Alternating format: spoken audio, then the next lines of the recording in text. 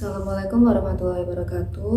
Perkenalkan, nama saya Devi Fitriana dengan NIM A1E1211043 angkatan 2021, bimbingan dan konseling Universitas Jambi.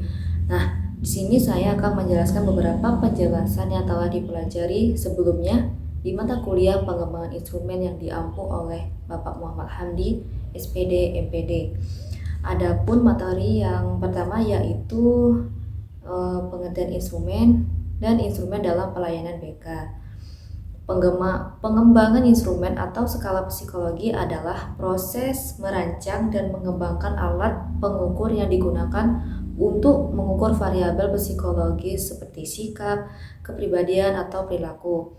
Nah, adapun tahap awal dalam pengembangan instrumen adalah mendefinisikan konsep atau variabel psikologis yang akan diukur, melibatkan pemahaman yang jelas tentang konstruk yang ingin diukur dan bagaimana konstruk tersebut akan dioperasionalisasikan dalam alat pengukur.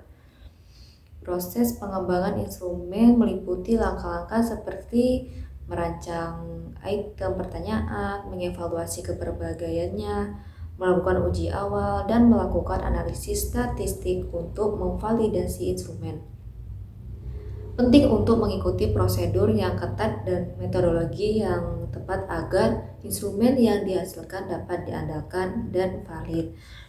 Selanjutnya, pengembangan instrumen psikologi adalah proses yang kompleks dan memerlukan perhatian terhadap berbagai aspek untuk memastikan instrumen yang dihasilkan dapat diandalkan, valid, dan relevan bagi tujuan penelitian atau praktis psikologi. Nah, materi yang kedua ada membangun konstruk seperti kisi-kisi, validitas isi indikator, menemukan variabel penelitian, dan menyusun konstruk. Dalam konteks pengembangan instrumen, membangun konstruk adalah langkah penting untuk memastikan bahwa instrumen yang dibuat dapat diukur secara akurat apa yang dimaksudkan untuk diukur. Berikut adalah langkah-langkah umum yang dapat diikuti dalam membangun konstruk. Yang pertama, mendefinisikan tujuan.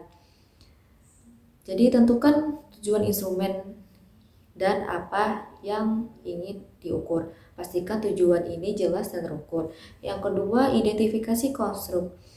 Identifikasi konstruk atau variabel yang ingin diukur.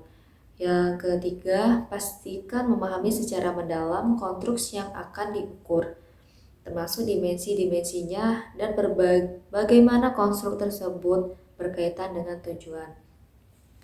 Yang keempat, membuat kerangka konseptual. Bangun kerangka konseptual yang menggambarkan hubungan antara variabel-variabel yang akan diukur. Ini membantu memvisualisasikan konstruk dan mengidentifikasi hubungan antara mereka.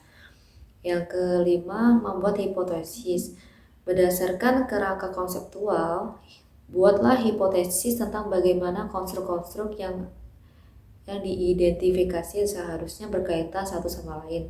Hipotesis ini akan membimbing desain instrumen dan analisis data tersebut. Yang keenam, tentukan indikator. Tentukan indikator atau item-item yang akan digunakan untuk mengukur konstruk-konstruk yang diidentifikasi. Selanjutnya, pastikan bahwa indikator tersebut relevan dan sensitif terhadap konstruk yang dimaksud. Selanjutnya, validitas dan reliabilitas. Pastikan instrumen yang dibangun memiliki validitas atau apakah instrumen tersebut benar-benar mengukur apa yang diinginkan. Reliabilitas atau apakah instrumen tersebut menghasilkan hasil yang konsisten.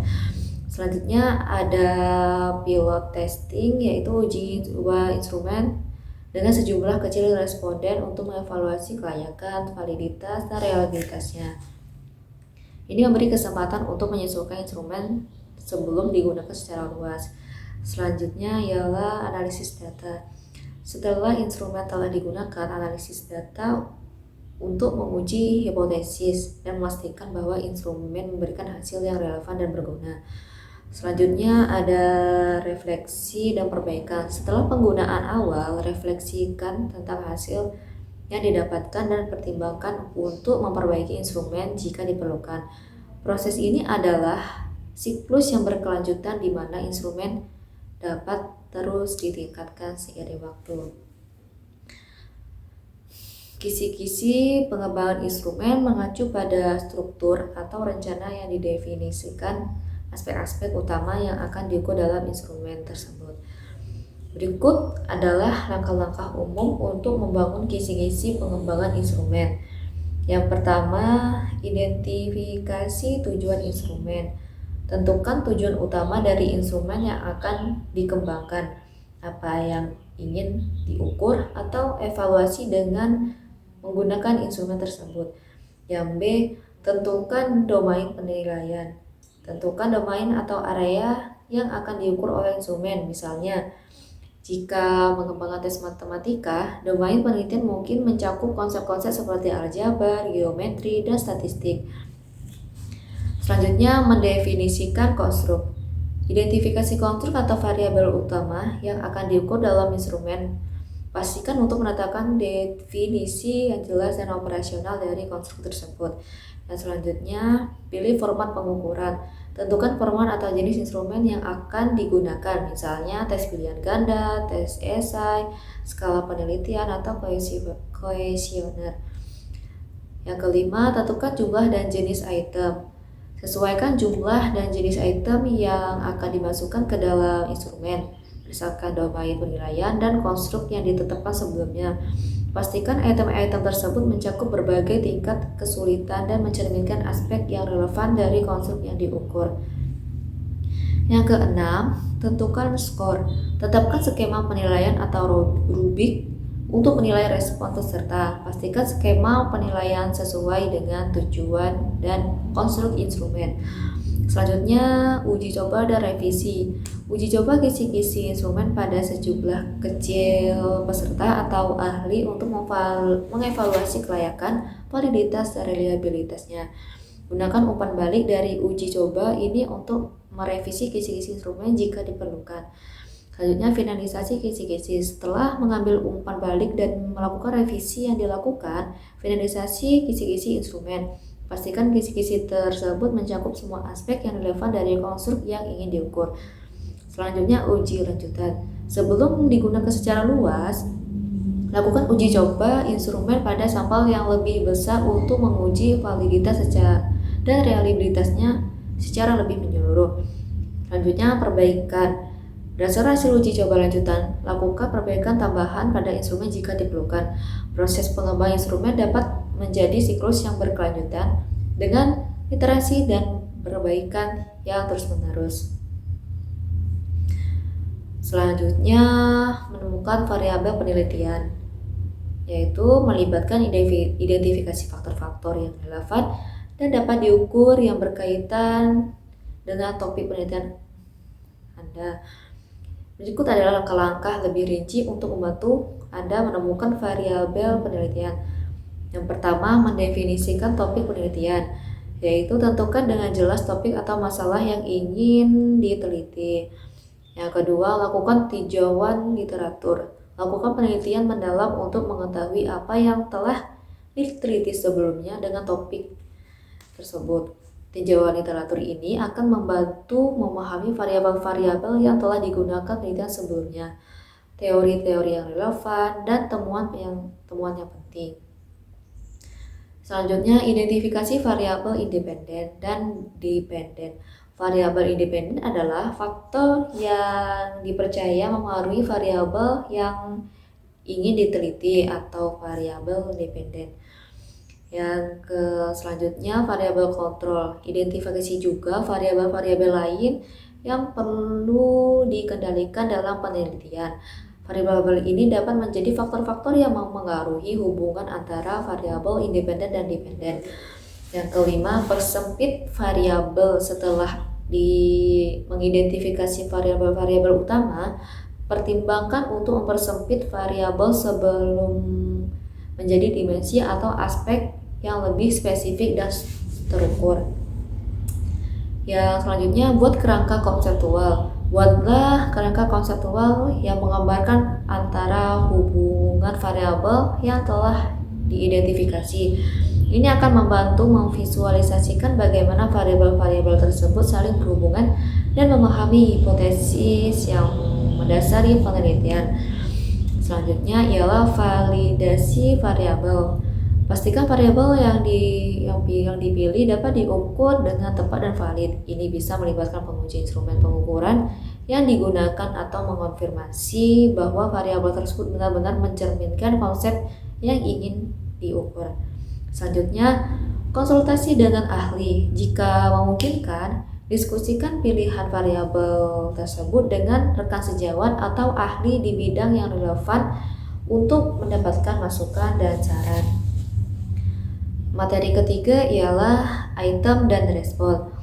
Validasi instrumen adalah proses untuk memastikan bahwa instrumen yang digunakan dalam penelitian memiliki validitas dan reliabilitas yang memadai. Keterbacaan adalah salah satu aspek penting dari validasi instrumen karena memastikan bahwa instrumen mudah dimengerti dan dijawab oleh responden. Adapun langkah-langkah dalam menyusun item dari konstruk yang telah dibuat, yaitu yang pertama ialah tinjau konstruk. Mulailah dengan memahami konstruk atau variabel yang telah dibuat. Pastikan memiliki pemahaman yang mendalam tentang aspek-aspek konstruk tersebut. Nah, yang kedua, identifikasi dimensi konstruk. Jika konstruk memiliki beberapa dimensi atau aspek, identifikasi masing-masing dimensi tersebut. Hal ini akan membantu dalam merancang item-item yang mencakup semua aspek konstruk. Yang ketiga, buat daftar pertanyaan. Buat daftar pertanyaan atau pertanyaan yang berkaitan dengan setiap dimensi konstruk. Pastikan pertanyaan-pertanyaan tersebut mencakup berbagai aspek dari konstruk yang ingin diukur. Yang keempat, pilih format pertanyaan. Pilih format pertanyaan yang paling sesuai dengan konstruk yang akan diukur. Misalnya, pertanyaan terbuka untuk mendapatkan tanggapan yang luas atau pertanyaan tertutup dengan pilihan jawaban yang telah ditentukan. Yang kelima, perhatikan terukuran. Pastikan setiap item dapat diukur dengan jelas dan mudah dijawab oleh responden. Hindari penggunaan istilah atau konsep yang abstrak atau sulit diukur. Yang keenam, pastikan kesederhanaan setiap item. Sebaiknya hanya mencakup satu konsep atau aspek dari konstruk yang diteliti. Hindari pertanyaan yang membingungkan atau ambigu bagi responden. Selanjutnya, gunakan bahasa yang sederhana. Gunakan bahasa yang sederhana dan mudah dimengerti oleh responden dari berbagai latar belakang. Hindari penggunaan istilah teknis atau frasa yang membingungkan. Selanjutnya, perhatikan skala pengukuran. Jika menggunakan skala pengukuran, misalnya skala Likert, pastikan bahwa semua item dalam instrumen menggunakan skala yang konsisten dan sesuai dengan konstruk yang diukur. Selanjutnya, uji coba awal. Namun uji coba awal terhadap item-item yang telah dibuat dengan sejumlah kecil responden. Amati respon dan tanggapan dari responden untuk mengevaluasi kejelasan dan keterbacaan item-item tersebut. Selanjutnya, revisi dan perbaikan. Jika diperlukan, lakukan revisi dan perbaikan terhadap item-item berdasarkan hasil uji coba awal dan umpan balik responden. Pastikan item-item tersebut mencerminkan dengan baik konstruk yang ingin diukur. Yang selanjutnya ialah validasi. Nah, setelah melakukan revisi dan perbaikan, pastikan untuk melakukan validasi instrumen secara keseluruhan untuk memastikan bahwa instrumen dapat mengukur konstruk yang baik. Dan yang selanjutnya, yang materi keempat, ada penskalaan stimulus, penskalaan respon, dan penskalaan subjek. Yang pertama, penskalaan stimulus. Hal ini merujuk pada proses mengukur atau mengatur stimulus yang diberikan kepada responden. Ini dapat melibatkan pengembangan pertanyaan, pernyataan, atau situasi tertentu yang akan memberikan respon dari responden. Contohnya dalam bimbingan dan konseling adalah penggunaan kuesioner untuk mengukur tingkat kepuasan siswa terhadap layanan konseling di sekolah. Yang kedua, penskalaan respons. Berkaitan dengan cara kita mengukur respons atau tanggapan yang diberikan oleh responden terhadap stimulus yang diberikan. Ini melibatkan penggunaan jenis skala untuk mengukur intensitas, frekuensi, atau arah respon. Contohnya dalam bimbingan konseling adalah penggunaan skala numerik untuk mengukur tingkat kecemasan atau depresi pada mahasiswa. Selanjutnya yang ketiga, penskalaan subjek melibatkan penilaian atau pengukuran atribut subjektif seperti sikap, motivasi atau kepercayaan diri. Contohnya dalam bimbingan konseling adalah penggunaan jurnal reflektif untuk memantau perkembangan pribadi dan emosional siswa dalam proses konseling. Yang kelima, materi yang kelima adalah validitas dan reliabilitas. Validitas mengacu pada sejauh mana alat pengukur benar-benar mengukur apa yang dimaksudkan untuk diukur. Validitas dapat dilihat dari berbagai sudut pandang, termasuk validitas konten, yaitu sejauh mana instrumen mencakup aspek yang relevan dari konstruk, dan validitas konstruk sejauh mana instrumen mengukur konstruk yang dimaksud. Adapun beberapa macam validitas, yaitu yang pertama validitas konten, sebuah kuesioner sikap terhadap penggunaan teknologi dianggap memiliki validitas konten jika mencakup berbagai aspek sikap yang relevan terkait dengan penggunaan teknologi seperti keinginan untuk mempelajari teknologi baru. Yang kedua, validitas kriteria. Sebuah tes kepribadian dianggap memiliki validitas kriteria jika skor kepribadian yang diukur oleh tes tersebut berkorelasi dengan penilaian independen oleh ahli psikologi tentang kepribadian seseorang. Yang ketiga, validitas konstruk. Sebuah skala perilaku belajar dianggap memiliki validitas konstruk jika item-itemnya secara konsisten mengukur perilaku belajar yang diharapkan seperti motivasi belajar. Yang keempat, yaitu validitas eksternal. Sebuah tes keterampilan komunikasi dianggap memiliki validitas eksternal jika skor keterampilan berkorelasi dengan penilaian orang lain tentang keterampilan seseorang. Yang kelima ialah validitas konvergen. Sebuah instrumen yang dianggap untuk mengukur stres dianggap memiliki validitas konvergen jika skor tes yang diukur oleh instrumen tersebut berkorelasi tinggi dengan skor tes dari instrumen lain yang dianggap valid untuk mengukur stres. Selanjutnya, reliabilitas, yaitu merujuk pada konsistensi atau keandalan instrumen pengukuran. Instrumen yang dapat diandalkan akan menghasilkan hasil yang konsisten dari waktu ke waktu dalam berbagai situasi dan di antara berbagai pengukur. Berbagai metode dapat digunakan untuk mengukur reliabilitas, yaitu uji ulang, tes retest, konsistensi internal, misalnya alpha Greenberg, dan konsistensi antar penilai. Materi yang terakhir yaitu evaluasi empiris dan seleksi item. Menurut Nashroh dan Rahmat 2019, evaluasi empiris adalah instrumen yang dilakukan dengan melakukan penguji validitas, reliabilitas, taraf kesukaran, dan daya pembeda. Evaluasi empirik sebagai prosedur menguji kualitas item secara empirik dengan menggunakan data hasil uji coba item pada kelompok subjek yang karakteristiknya setara dengan subjek yang hendak dikenai skala itu nantinya, dengan cara melakukan analisis kuantitatif terhadap parameter item. Pada tahap ini akan dilaksanakan analisis daya diskriminasi item. Adapun tujuan utama pada evaluasi empiris adalah menilai proses suatu penelitian dengan cara bereksperimen dan observasi, melihat seberapa jauh skala yang telah berfungsi untuk melakukan tugas lebih mudah, mengidentifikasi masalah-masalah spesifik, serta mengidentifikasi masalah khusus yang terjadi. Proses ini bertujuan untuk memastikan bahwa instrumen yang dikembangkan memiliki validitas dan reliabilitas yang memadai sehingga dapat mengukur konstruk yang dimaksud secara akurat dan konsisten. Selanjutnya, seleksi item merupakan proses pemilihan item-item yang akan dimasukkan dalam instrumen akhir berdasarkan kriteria tertentu. Setiap item pada penelitian haruslah memiliki parameter sebagai kriteria pemilihan item. Hal ini dikemukakan oleh Anwar tahun 1994. Pada analisis item, kita mempertimbangkan apakah jumlah item skala yang kita kembangkan sudah cukup kuat untuk mempresentasikan domain ukur. Untuk mengantisipasi akan banyaknya item yang gugur, disarankan untuk melipat gandakan dari jumlah item target dalam skala kita. Menurut Hidayatullah dan Sodiki pada tahun 2020 ada beberapa kaidah atau tata cara penyusunan item yang perlu diperhatikan dan diteliti oleh penulis, yaitu yang pertama, gunakan kata ya dan kalimat yang sederhana, jelas dan mudah dimengerti. Yang kedua, tulis item yang tidak menimbulkan penafsiran ganda. Yang ketiga, jangan menulis item yang langsung berkaitan dengan atribut yang diukur.